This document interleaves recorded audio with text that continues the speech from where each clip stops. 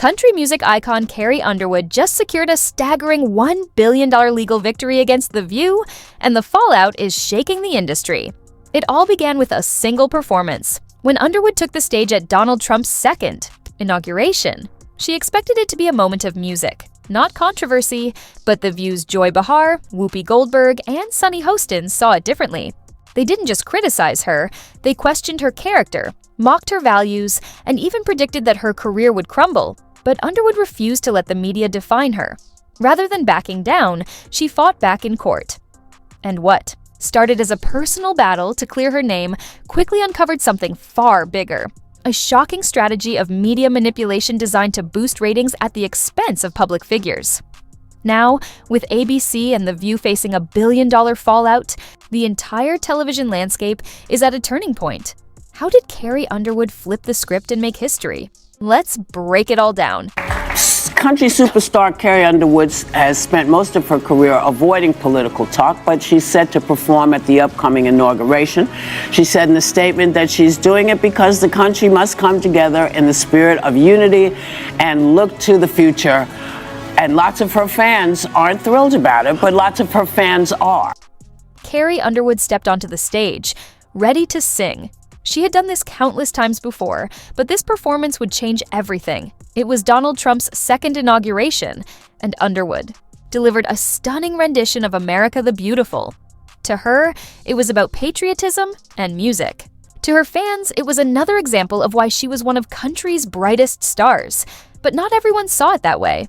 Critics didn't just question her decision, they turned it into a firestorm.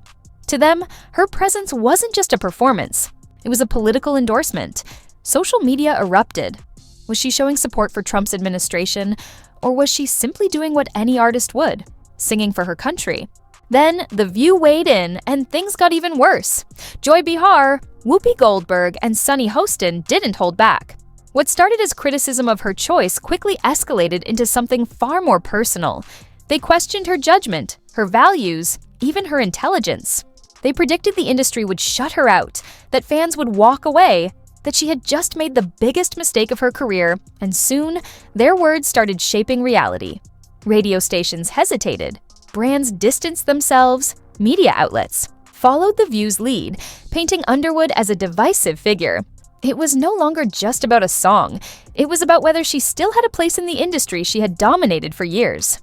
For a while, she said nothing. Some thought she was backing down. But they were wrong. Carrie Underwood wasn't retreating. She was waiting, watching, planning her next move. And when she finally responded, no one was ready for what came next. Here is The View link weighing in. I know you were waiting to hear what Whoopi Goldberg had to say, and I have it for you. Take a listen. I would not normalize him. And she says, I love our country. How do you love your country and support and normalize somebody who was a convicted felon who really wants to destroy the country, in my opinion? I don't understand how you say you love your country at the same time as you normalize this convicted felon, which I can say now every day. I agree with you, Joy. I can't sing a lick, but I certainly, and I have not been asked, but if I were asked, it would be a hard no. Well, people do what they do for whatever reasons. It's like Joe and Mika.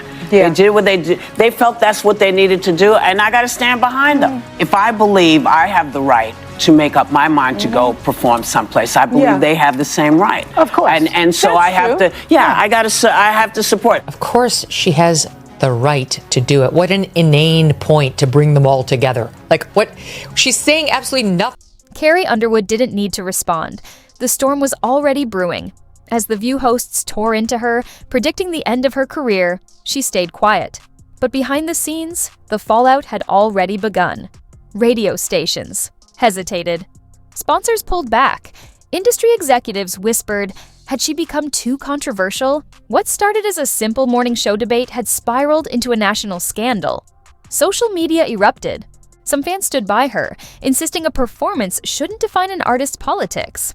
Others, swayed by the media's framing, saw her presence at Trump's inauguration as an outright endorsement. It was no longer just about Carrie Underwood, it was about the media's power to shape public perception. But then, something changed. A lawsuit uncovered leaked emails from ABC executives, documents that revealed The View's attack wasn't spontaneous, it was planned. The network had deliberately fueled the backlash, not for journalism, but for ratings. The controversy wasn't organic, it was manufactured. And just like that, the narrative flipped. Underwood was no longer the one being questioned. ABC and The View were.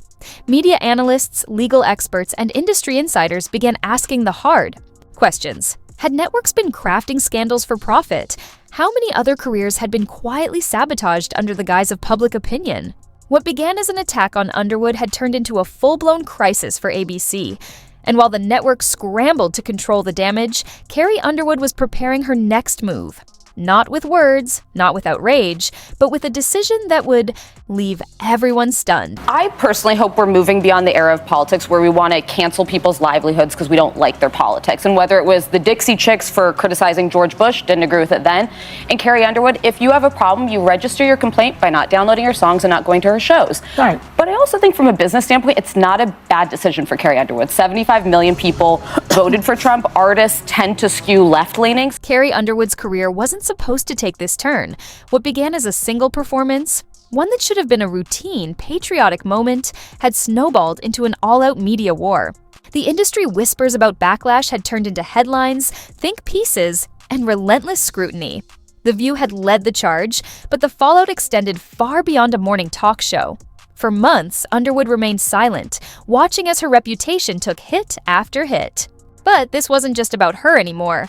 It was about something much bigger. It was about media power, public perception, and the dangerous game of manufactured outrage. And she had had enough.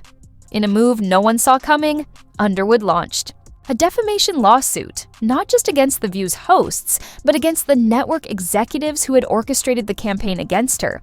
This wasn't just about setting the record straight. It was a battle against the very system that had tried to erase her. But this wasn't an ordinary lawsuit.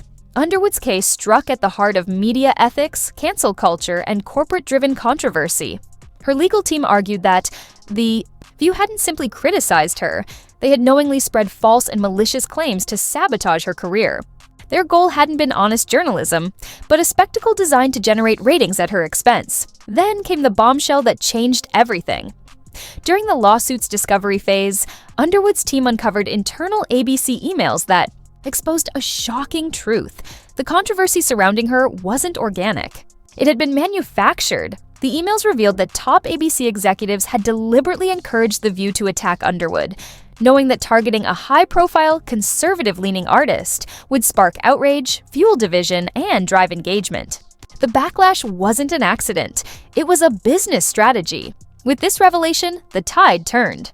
What started as a celebrity controversy had transformed into a full-scale media scandal.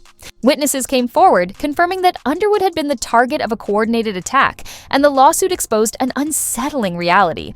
Major networks weren't just reporting the news, they were creating it. The public's focus shifted. If The View and ABC had done this to Carrie Underwood, how many others had they silenced? How many careers had been quietly destroyed under the guise of debate and commentary? What once seemed like a personal feud had erupted into a national reckoning on media manipulation and the unchecked power of television networks. Underwood wasn't just fighting for herself anymore. She was fighting to rewrite the rules of an industry where scandal and controversy had become currency. And as the pressure mounted, one thing became clear. This was a battle she was ready to win.